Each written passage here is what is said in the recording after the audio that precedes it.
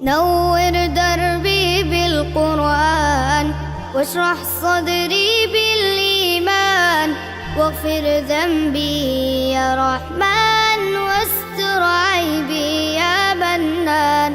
الحمدللہ والصلاة والسلام علی رسول اللہ وعلی آلہ وصحبہ ومن والہ.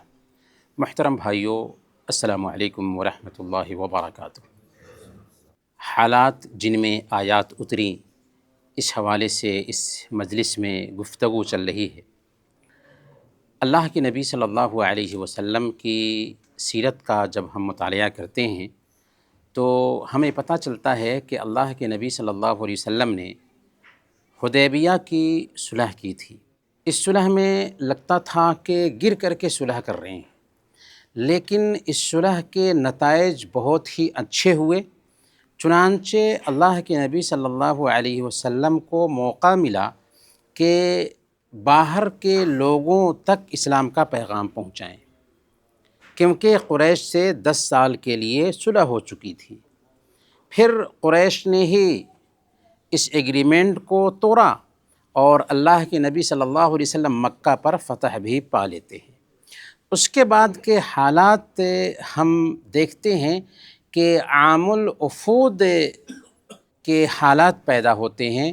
سن 9 ہجری کا واقعہ ہے.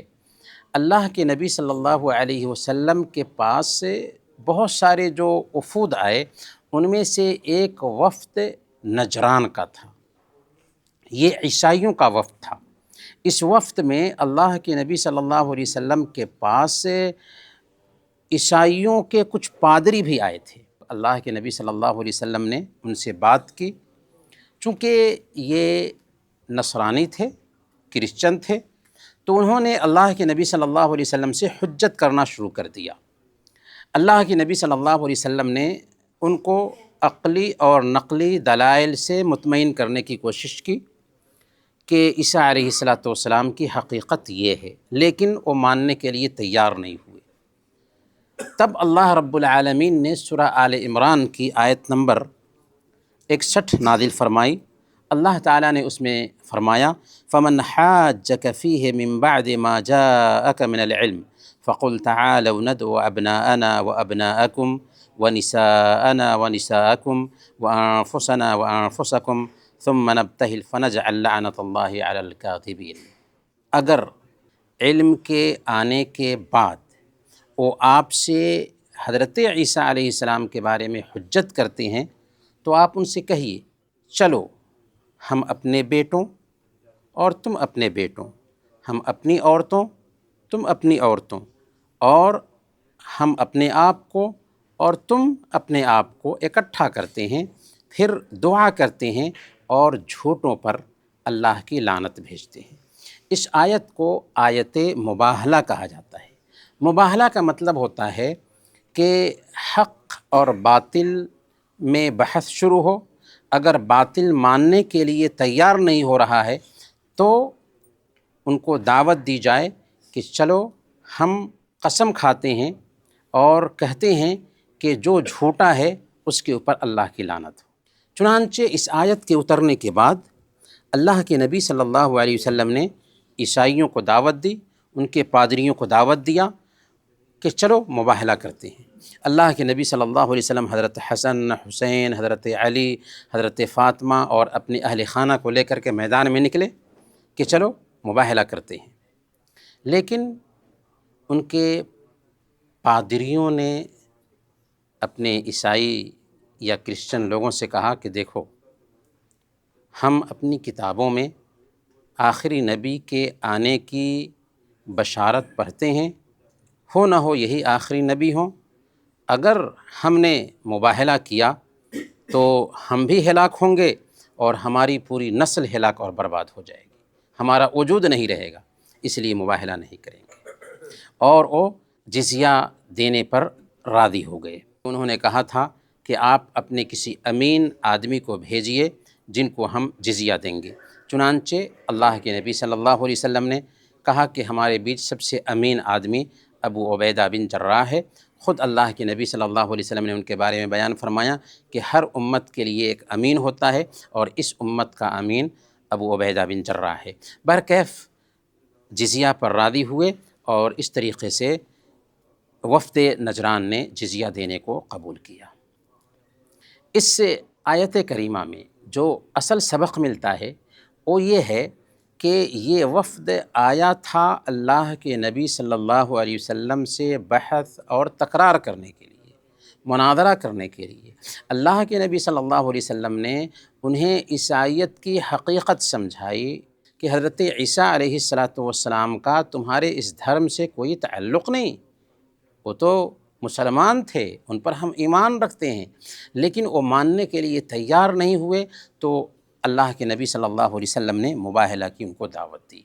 اب جب بات آئی ہے عیسائیت کی تو ہمیں سمجھ لینا چاہیے کہ عیسائیت اس کا عیسیٰ علیہ السلام سے کوئی تعلق نہیں ہے۔ اس دھرم کو پیدا کرنے والا شاول نام کا ایک یہودی ہے جس کو پول بھی کہا جاتا ہے۔ حضرت عیسیٰ علیہ السلام کے آسمان پر اٹھا لیے جانے کے بعد اس نے لوگوں کے اندر جو حضرت عیسیٰ علیہ السلام کو ماننے والے تھے اس بات کا پرچار شروع کر دیا کہ حضرت عیسیٰ علیہ السلام اللہ کے بیٹے ہیں۔ تو آج جو عیسائیت جن عقائد پر بیس کرتی ہے، بنیادی طور پر 3 اہم عقائد ہیں۔ پہلے نمبر پر یہ عقیدہ کہ حضرت عیسیٰ علیہ السلام اللہ کے بیٹے ہیں، اور آپ کو پتہ ہے کہ اللہ تعالیٰ نے سورہ اخلاص میں کیا فرمایا؟ لم یلد ولم یولد، نہ اس نے جنم دیا ہے نہ جنم لیا ہے۔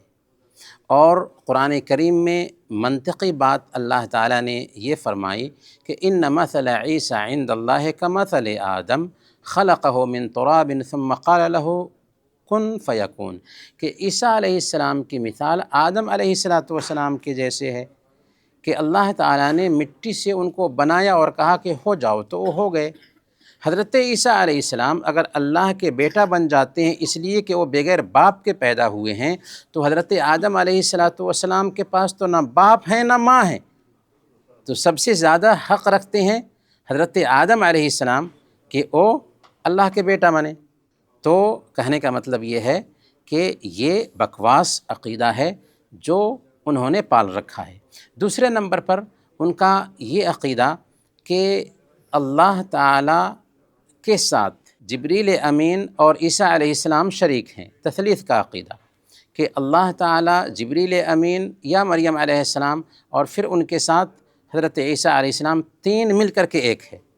میرے پاس موبائل ہے، یہ کیمرہ ہے اور ہیڈ فون ہے، جی ہیڈ فون ہے یا چشمہ ہے، ٹھیک ہے، تینوں کو ملا کر کے ایک کروں اور کہوں کہ یہ تینوں ایک ہے، ہو سکتا ہے ایسا؟ چشمہ الگ ہے، موبائل الگ ہے، کیمرہ الگ ہے، الگ الگ وصف رکھنے والا ہے۔ اللہ کی ذات الگ ہے، عیسیٰ علیہ السلام کی ذات الگ ہے، جبریل علیہ السلام کی ذات الگ ہے، یا مریم علیہ السلام کی ذات الگ ہے۔ تینوں کو ملا کر کے ایک کہیں، یہ بات سمجھ میں آنے والی ہے؟ نہیں سمجھ میں آنے والی۔ اسی طریقے سے ایک عقیدہ جس کو خوب پھیلایا جاتا ہے کہ حضرت عیسیٰ علیہ السلام لوگوں کے گناہوں کا کفارہ بن گئے، کیونکہ ان کو صلیب پر لٹکا دیا گیا کہ آدم علیہ السلام نے غلطی کی تھی اور اس غلطی کی سزا ان کی اولاد پا رہی تھی۔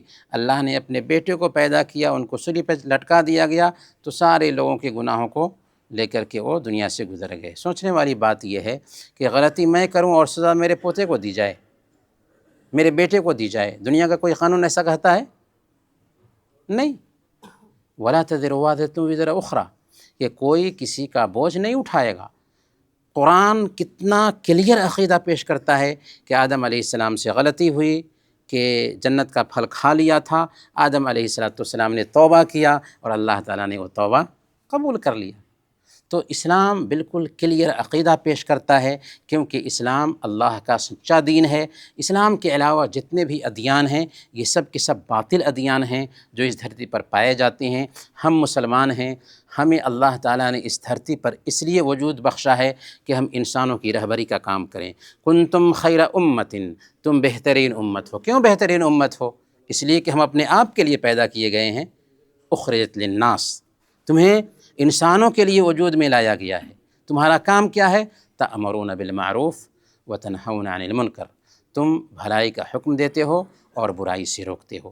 تو ہمارے وجود کا مقصد ہے انسانیت تک اللہ کا پیغام پہنچانا۔ آج حضرت عیسیٰ علیہ السلام کی تعلیمات کو ہم فالو کرنے والے ہیں، حضرت موسیٰ علیہ السلام کی تعلیمات کو ہم فالو کرنے والے ہیں، سارے انبیاء کی تعلیمات کو ہم فالو کرنے والے ہیں، کیونکہ ہم سارے انبیاء پر ایمان رکھتے ہیں، اور ایمان کے ارکان میں سے ایک رکن ہے نبیوں پر ایمان لانا، کتابوں پر ایمان لانا۔ اچھا، نبیوں پر ایمان لانے کا مطلب کیا ہوا؟ کتابوں پر ایمان لانے کا مطلب کیا ہوا؟ کیا ہوا بولیے؟ ایمان لا سکتے ہیں لیکن فالو نہیں کر سکتے۔ جی ہاں، بالکل، بہت اچھا جواب ہے۔ یعنی ایمان لانے کا مطلب یہ ہوا کہ ہمیں جاننا ہے کہ اللہ تعالیٰ نے ان انبیاء کو اپنے اپنے وقت میں بھیجا تھا، وہ کتابیں اپنے اپنے وقت پر اتری تھیں، لیکن آج سارے انبیاء کی جو کتابیں ہیں وہ منسوخ ہو چکی ہیں۔ آج اگر کسی نبی کو فالو کیا جائے گا تو وہ کون ہیں؟ محمد صلی اللہ علیہ وسلم ہیں۔ کسی کتاب کو فالو کیا جائے گا تو وہ کون سی کتاب ہے؟ قرآن کریم ہے۔ اسی لیے صحیح مسلم کی روایت ہے، اللہ کے نبی صلی اللہ علیہ وسلم نے بیان فرمایا، والذی نفسی بیدہ لا یسمع بی احد من هذه الامہ یہودی ولا نصرانی ثم یموت ولم یؤمن بالذی ارسلت به الا کان من اصحاب النار۔ قسم ہے اس ذات کی جس کے ہاتھ میں میری جان ہے، جو کوئی بھی اس امت کا، چاہے وہ یہودی ہو عیسائی ہو، میرے پیغام کے بارے میں سنتا ہے اور مجھ پر ایمان لائے بغیر مر جاتا ہے، وہ جہنم میں جائے گا۔ یہ عقیدہ ہمارا ہونا چاہیے کہ اسلام ہی دین حق ہے، اسلام کے علاوہ جتنے بھی ادیان ہیں وہ باطل ہیں، اور ہمارے اندر یہ شعور پیدا ہونا چاہیے کہ ایسے لوگ جو بھٹک رہے ہیں اور اسی حالت میں دنیا سے گزر جاتے ہیں، ان تک بھی اللہ کا یہ پیغام پہنچائیں۔ اللہ تعالی ہم سب کو اسی توفیق عطا فرمائے۔ آمین، وصلی اللہ علی نبینا محمد وعلی آلہ وصحبہ اجمعین۔